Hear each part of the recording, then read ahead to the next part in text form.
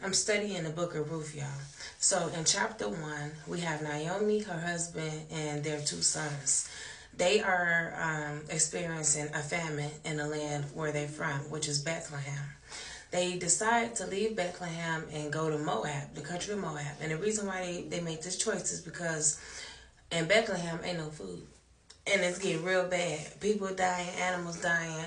They running low on food. So Naomi's husband, like, let's get up out of here and go to Moab, and and so we can eat, so we can survive.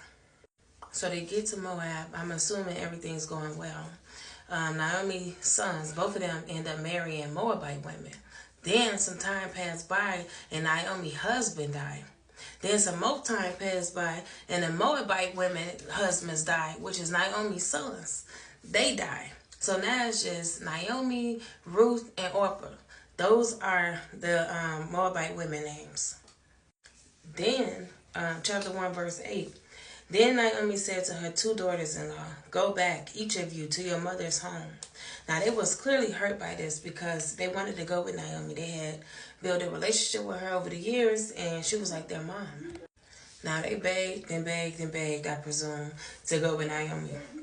But ultimately, Naomi was able to convince one of the women, which is Orpah, chapter 1, verse 14. At this, they wept out loud. Then Orpah kissed her mother-in-law goodbye, but Ruth clung to her. Verse 15. "Look," said Naomi, "your sister-in-law is going back to her people and her gods.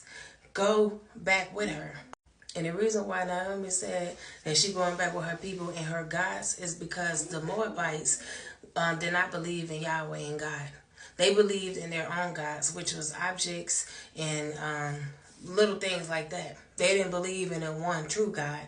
They believed in their gods. That's why she was like, go back to your gods. Okay, chapter 1, verse 16 to 17.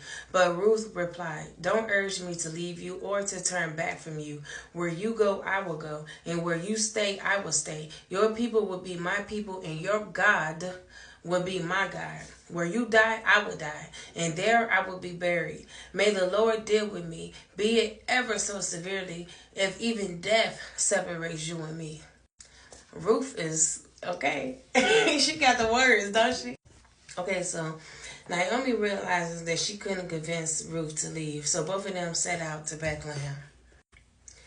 When they arrived, the whole town was talking and couldn't believe Naomi came back. She told them, this is chapter 1, verse 20, "Don't call me Naomi, call me Mara, because the Almighty has made my life very bitter." And the reason she's saying the Almighty made her life very bitter is because she left her country, went to this place, and her husband died, her kids died, so she's feeling some type of way right now. Now, Naomi and Ruth returned to Bethlehem as the barley harvest was beginning.